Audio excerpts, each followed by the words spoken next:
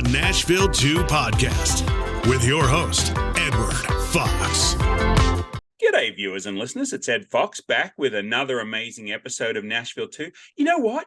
We're telling Middle Tennessee stories, Nashville2.com. If you know somebody that should be on the show, somebody that's got a great story to tell, get them in contact with me. Have them register at Nashville2.com. If you want to be on the show and you've got a story to tell, I'd love to have you on the show. Nashville2.com. We basically record the video and the audio, put it out on all the podcast platforms, put it out on the video platforms, and we have a blast. And today I'm so excited. I met this young lady through a networking group called Business Ambassador Networking Group that meets at, where do they meet? It's at Churchill Mortgage on Thursday mornings at like 7:30 on Mallory Lane. So there you go. So look at that. I was able to pull it from the memory. Courtney Schand is I love this line. Courtney is a Trauma Informed Dietitian, folks. I don't know what that means, but we're going to find out today. Oh, that sounded really Australian, didn't it, Courtney? I need to throw in I love it. Crikey. Okay. Crikey. We got Courtney here. Anyway, Courtney, welcome to the show. Thank you so much for having me. I'm excited to be here. All my favorite words. Excited.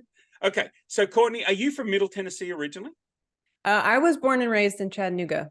I've bounced all over Tennessee for schooling and stuff, but I've always been in Tennessee. Okay, well, awesome. Yeah. And so what brought you up to Nashville? Yeah, honestly, it was one of those moves that didn't... Huh?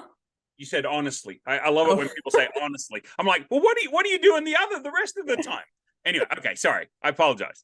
That's okay. It was just one of those moves that didn't have a reason. It just felt right. And so I did it. And the rest is history. I've been here for about 9 years and I love it. Nashville's just such a fun city. So which area of the Nashville or of the Middle Tennessee, Nashville Metro, Greater Nashville, whatever you want to call it, where are you at?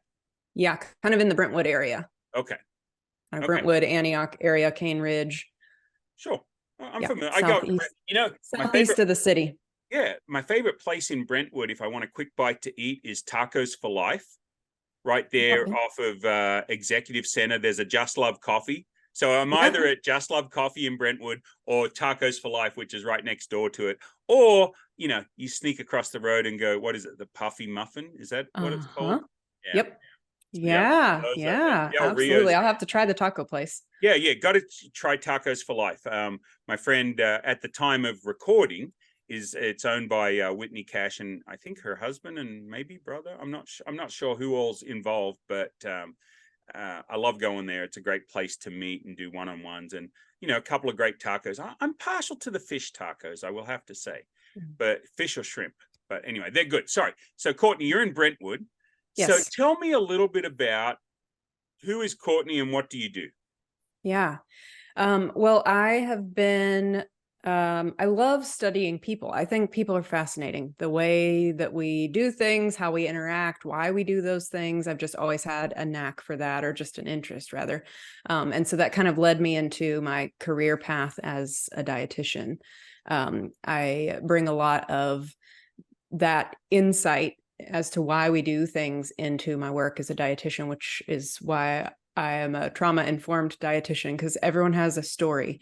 And just like we all have to eat, we all have a story. And if that's not properly digested, then it can really cause certain disease manifestations in our body, both physiologically, but also in our heart and soul. We have to be able to kind of process those things as well. And a lot of times we just don't. So we have these outstanding issues, I'll call them. People know what their issue is, but they don't necessarily know how to move forward with it. And so I love bringing some compassion to that and help them tell their story in a way that does honor them. I just realized from what you said that I've got to connect you with Jamie Lee, who does, I think it's called a Body in Repair. She does a virtual health market, health fair, a virtual health fair. So I'll connect you two. And then the other one is Marie Quinn, who has Q Up Style. Do you know Marie at all? No. Okay. Might be another good connection. I love the fact that you use big coffee cups, although mine's bigger. I think yours is a little bigger. Yeah. So I have another podcast that I do with my friend called The Wake Up Call with Ed and Paul, and he's always mad that I don't use my cup. I said, I'm keeping it in mint condition. So it's going to be a collector's item. Just okay. So remind me if I forget to connect you with those ladies, because they're awesome. I think you guys. So how do here's this guy that used to be 325 pounds, diabetic. That was me. I love sugar. Who don't love sugar? But I love sugar, which doesn't really work if you're a type 2 diabetic or a type 1, I guess. I don't know. I'm not type 1. I'm type 2. So people that are out there listening to us, what do they need to know about what a dietitian actually is? Because it sounds like somebody that's going to make me eat a lot of salads.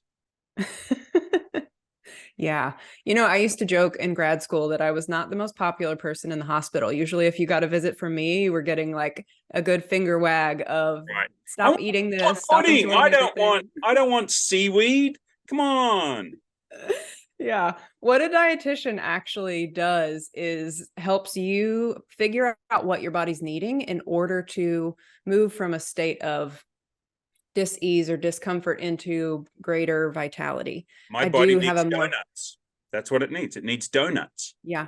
Well, it's funny you say that, because a lot of times we joke about things that are more indulgent, and yet no one really knows how to handle them in a way that does support their long-term goals. I don't exclude anything.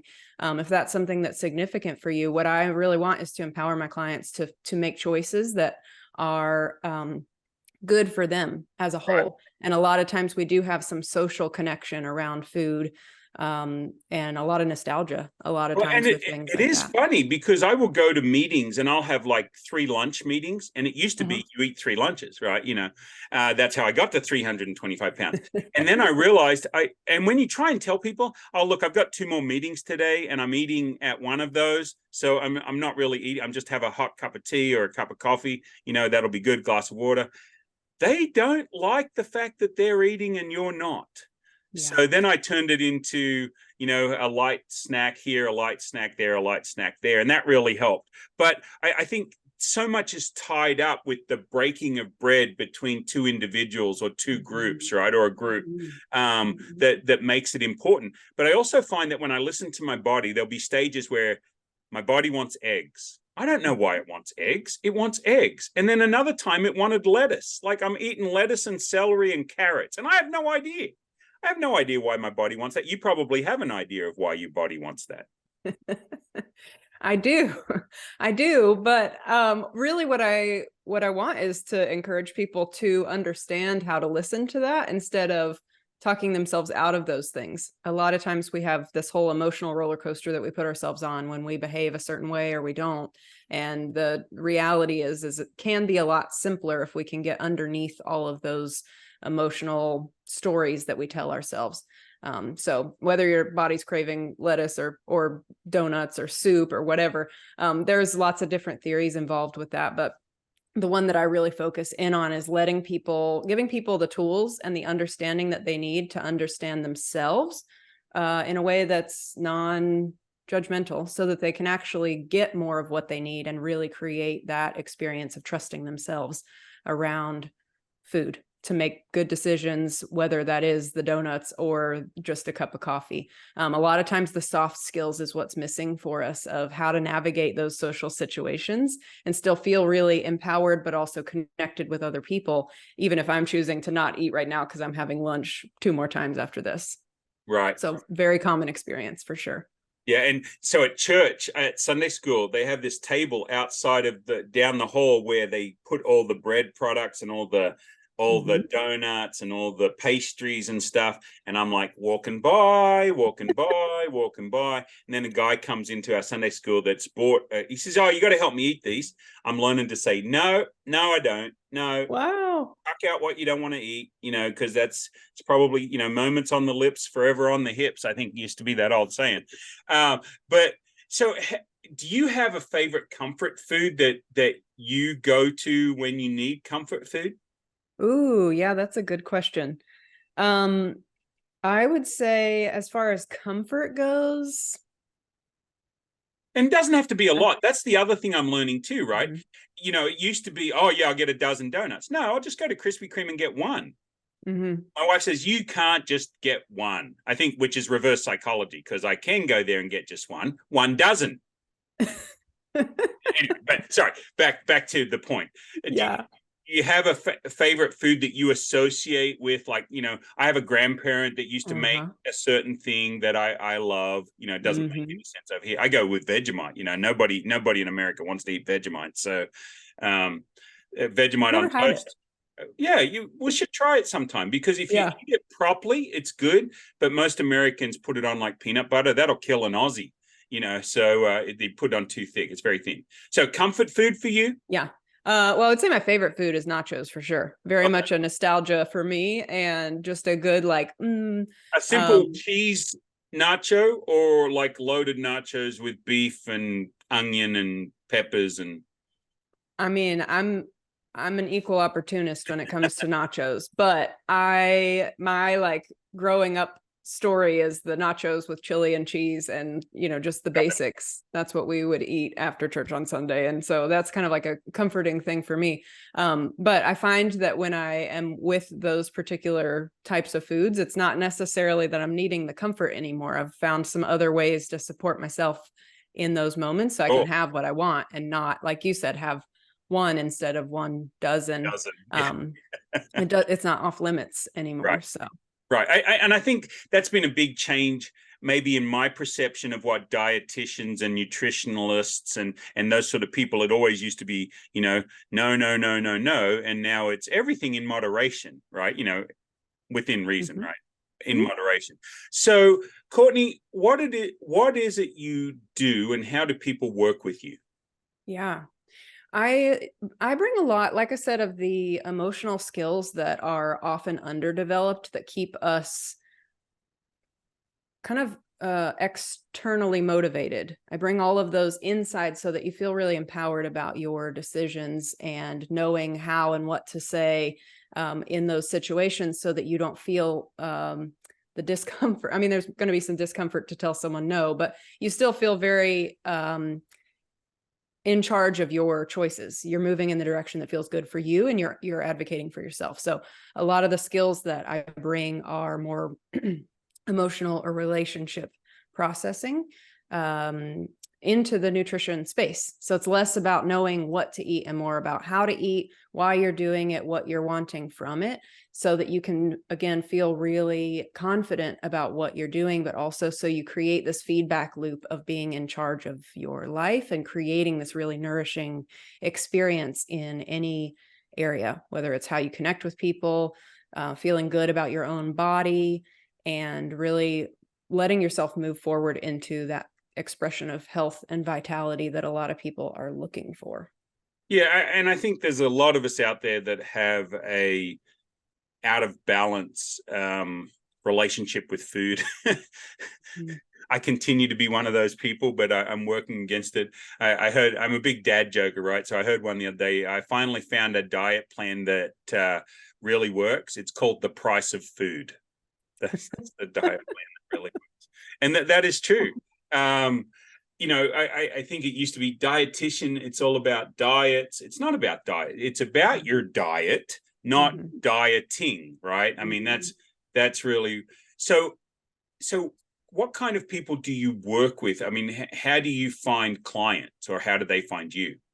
Yeah. Well, at this point, it's mostly word of mouth. I have a good social media presence, and that's where a lot of people find my work too. I try to put a lot of free content out to give you some perspective shifts. And if those work, then you'll definitely like the other information that I have to offer.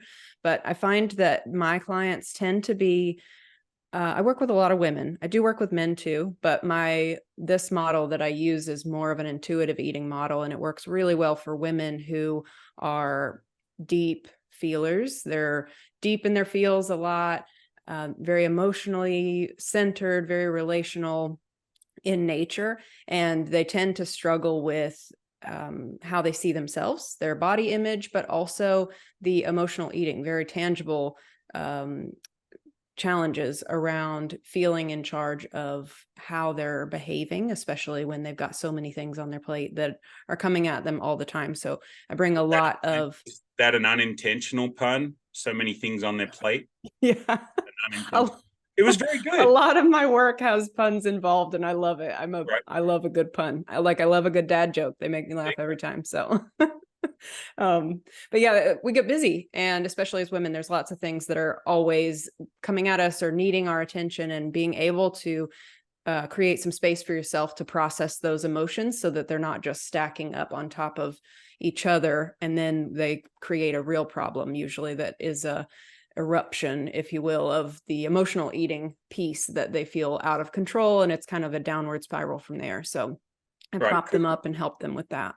Because we see that all the time. I remember my mom, she did everything for everyone. A huge giver. She couldn't say no to anybody, would always be giving.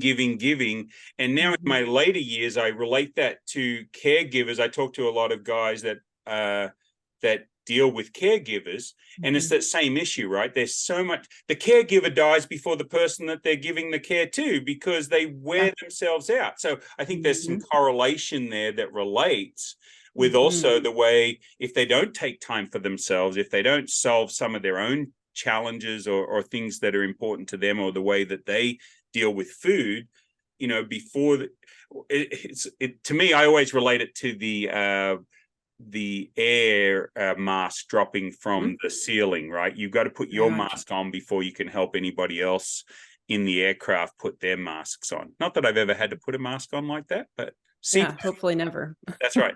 Hopefully never. But CPAP kind of counts like that, although there's a lot of ways they deal with that these days.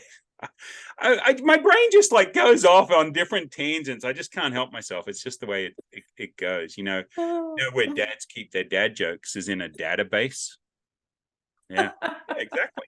So I don't know if I was actually telling Nick and Gary the other day, I've got a different background here. I'm getting this figurine built in China, and I've got the model. I've got this first one, and it's got a button there, and you press the button and it will tell you 101 dad jokes in order. So stop. Yeah, it's like so I'm getting 1,000 of these made for whatever, I don't know. I've got my qualifications right there, you know, fully qualified. Folks, if you want to see what I'm talking about and pointing at, I've got a Zoom background with my little special ed figurine. He's quality. I say I'm not a stand-up comedian. I'd rather be a sit-down comedian because I'm lazy. So anyway, so could be. If you ever need a pitch man or somebody to do a voiceover for you, I'm your guy, because the Australian accent sort of breaks through. As a business owner, it can be tiring paying cash for everything you need. Well, there's a better way. Introducing Trade Bank of Nashville. Our bartering service lets you exchange goods and services without the need for cash transactions. Trade Bank helps businesses like yours reduce expenses, bring in new business, and keep your cash where you need it most. Find out more and join our barter network today. Start getting what you need without paying cash, because sometimes barter is just smarter. Apply today at nashville.tradebank.com. I was at a Panera the other day. I was being very good. I buy their sip cup and I go in and I have an iced tea or an iced coffee. And my accent and my volume breaks through because everybody else is listening to American accents, and this Australian accent this young lady came up to me and she goes, I'm trying to study. Can you take it down just a notch? Just a little bit? I said, yeah, I get it. I understand. Here's the deal. I'm the only Australian accent around. You're going to hear me even if I'm whispering because it breaks through the clutter. Yeah. So I'm wearing my headphones, but you're like, I said, it's not the loudness, it's the uniqueness. Anyway, she went away and the person I was having, she goes, does that happen to you a lot? I said, yeah, it happens to me all the time. So now I try and face an area in a restaurant that isn't, because normally people will hear me and they will jump into the conversation, like even from 2 tables away, which I love. But my guests are normally like, what are they doing? I'm like, I can't help it. So the accent and everything gets in the way. Sort of like some of the challenge, trying to bring it back to you, some of the challenges that we face with food. You know, when you're faced with that table of all the sweets and all the goodies, Are there any tips or tricks, not tricks or tips, I guess, tips that you give people that maybe we can throw out there that people haven't heard before to deal with some of that issue? How do you say no politely? Because we were always taught if they wanted to give you something, take it. In sales, if somebody offers you a glass of water, you take the glass of water. Well, I've had somebody gave me some, what was it? I can't even remember, but it's something I do not like the taste of or whatever it was. And I just held it. I gave it a little nibble and just left it at that. And that was it. And then I walked out, hopped in my car, and it went down in the trash bag. Yeah. So any tips or tricks that you have for people dealing with stuff where, maybe they work in an environment where they're offered food all the time. They don't even really want it, but they feel like they have to take it because it's what we're taught. Yeah, there's so much there because we have to kind of untangle that whole big ball of yarn so that you can feel comfortable saying, oh, no, thanks, I don't really want that. Or, just take it with you and dispose of it later or give it to someone else that will enjoy it. The tip that I find the most helpful is in those situations, if you can, I do a lot of work that's body based. And I think that's kind of what makes me more of the trauma informed piece is we often have this kind of like anxiety that rises up in that situation because we don't know how to handle it. We don't want to hurt their feelings and we just get in our head about it. And so something that I give to clients a lot of times is to just take a breath into your belly and really focus on consuming, metaphor there again, or pun again, consuming what you're around. Be in the environment and really be across from who you're across from. Imagine that that's part of the meal that you are taking in. Then food just becomes one aspect of it instead of this kind of like hyper-focused thing. We now have our blinders removed a little bit. And when you can see a bigger picture like that, you take in more sensory and you're actually going to feel satisfied earlier. Most of the time when we overeat or we anxiously eat in those social situations, I would venture to say, based on talking with thousands of people at this point in my career, that you don't actually taste what you're eating. You're just kind of like eating and talking and doing the things. But if you were to really sit across from someone and hear what they're saying and then put a bite in your mouth and actually taste what you're doing, sometimes those mindful moments can be really helpful in navigating those situations in a way that does feel good for you and that you can say, actually, I'm kind of full right now. I'm not going to keep eating this. I'm going to take it with me, or whatever logical next step you want to make.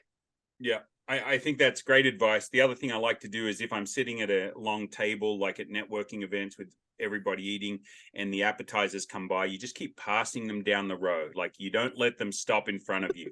Because if a plate of nachos ends up right in front of me or chips and dip, I'm going to eat the heck out of that stuff. Game over. Because I'm going to be talking to you, Courtney. It used to be bag of peanut M&Ms when COVID first started and I was doing like 40 Zoom meetings a week, the bag of peanut M&Ms were just over there and I put on 20 pounds and I'm sure it was all peanut M&Ms. And then I just refused to have them anywhere near my office. I just, if I want a couple of peanut M&Ms, that's okay. Go out and grab a handful and then come back in. But that's also when I'm, my snacking time is when I'm watching TV at night when my wife gets off work. I'm sure I'm not the only one of 7 billion people that probably, or most of them don't have TVs, but for the ones that do, in the Western world, I'm sure we all snack. Those that watch TV shows tend to snack more if the food is near us. If the food is in the kitchen and you go in, you take a few chips and put it in a little bowl, and the little bowl being anyway. So we know all this stuff. Sometimes we just don't want to do it. We want the big bag of Ruffles, the family size, and the kids used to eat them all before we ever got them. So now we're just going to eat them ourselves. Yeah. You would save yourself a trip that way. That's right. Yeah, exactly. Like just, so why we always go round and round the parking lot at the mall trying to find the closest parking spot when we probably need the walk because you're going to go in there and you're going to have a Chick-fil-A sandwich unless it's, 1,000 calories or whatever it is, and then a sweet tea, another 1,000 calories, whatever. So we need to park at the other end of the mall, walk the 40 miles into the mall, and then you'd be able to not feel guilty about having some Dippin' Dots or something, Yeah. Yeah, really managing guilt. That's a huge part of what I do. So that's a great point. Yeah, I lay it on everybody else. I'm not going to take the. So okay, You can so say no to that. Yeah, that's right. That's right. So you misunderstood my hidden gems theory. Okay, so we talk about 3 hidden gems that you love around Middle Tennessee. Yes. So things that you might live in Franklin or Brentwood, and somebody else lives up in Hendersonville, and they're coming down to Brentwood, and they don't know where to go, where to eat, where to go for music, or where to go for a walk or a hike. Or so, do you have hidden gems, things that you love to do around the Nashville, Middle Tennessee area? What would be your number one thing? Yes. Oh, Cheekwood. I am a huge fan of Cheekwood, the Botanical Gardens. I don't know if you've been, but they do such a great job on Thursday nights during the summer. They have live music and food trucks, and you can walk around the gardens. You can pack your own picnic, get a bevy if you want. There's lots of things to do. It's pretty family friendly, but that's one that is stunning. It's kind of tucked away in Nashville. Okay. So that would be my number one. You said bevy. Did you mean, is that beverage? Like an adult beverage, yeah. Ah, a bevy. See, it's very Australian the way you said that. We shorten everything, right? So bevy, I mean, I figured I knew what it was, like a beverage of adult, level. So thank you for that. That was great. Yeah. Okay. So yeah, I'm hipping with it these days, yeah, you know. And spell that for me. Is it Cheekwood? Cheekwood. Oh, Cheekwood, CHEEKWOOD. There'll be a test later. I know. I'm not good at spelling out loud. Spelling bees were rough for me. Yeah, exactly. Okay, so Cheekwood, number one hidden gem. Number two? Yeah. Oh, number two, I love the courtyard in the middle of the library downtown in Nashville. Most people don't know there's a courtyard there, but there is a little courtyard in the very middle of the building. Doesn't mean there's the a hotel, fountain. folks. Courtyard. What? Oh, you don't mean the hotel? No, the library downtown in Nashville on Church Street. Right. It was an attempt there. It wasn't very funny, but that's okay. Sometimes just for yourself. There's a hotel chain called the Courtyard. Gotcha. Yeah. Okay. So the Courtyard in the library downtown in Nashville. Yeah. So is it open air or is it? Oh, okay. So the building is built around this courtyard, let's say, for lack of a better term. And can you take books out there and sit there and read, or? Yeah, I think if you check your books out, you can take them out there. And then you can pack a little picnic. There's a fountain. There's some trees out there. It's just a nice, relaxing little gym. Oh, wow. Sometimes I take myself out there just to read and have some peace in the middle of downtown. You'd never know. They validate parking. It's such a great experience. Okay, well, I'm going to go check that out. I'm a bookaholic. I love books. Ah, yes. Yeah. I love the library. I think it's just such a beautiful building too. Mm-hmm. Okay, so number three. Oh, number three. Nothing food related so far. I know. It's funny. I don't get out. I love to cook, so it's easier for me just to eat at home. Number three, I would say, gosh, any of the food trucks around here. It's hard to even choose.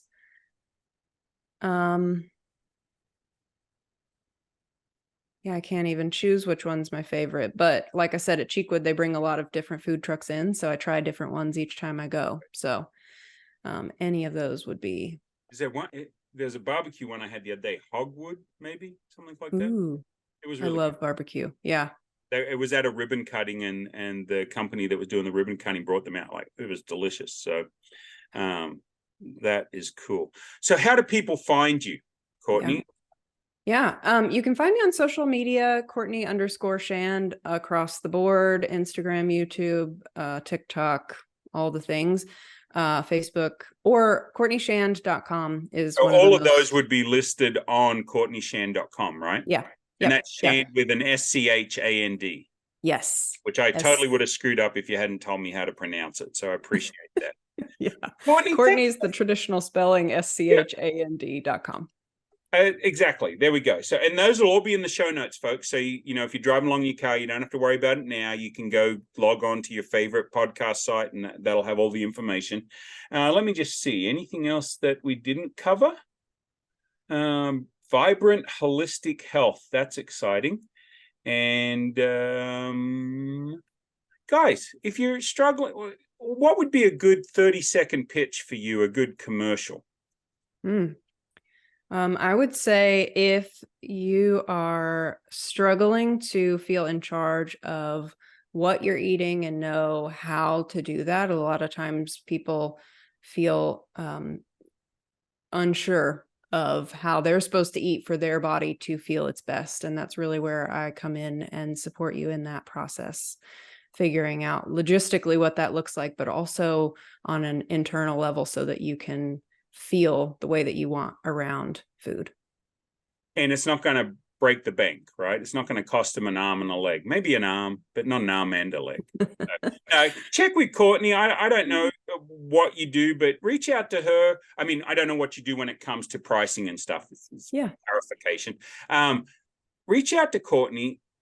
Got some great skills, so a lot of stuff that you guys can get help with, because the sooner we develop the right relationship with food, the sooner we can go on and deal with other challenges in our life that, we are prioritizing incorrectly, right? We got to prioritize that stuff and make sure we get it taken care of.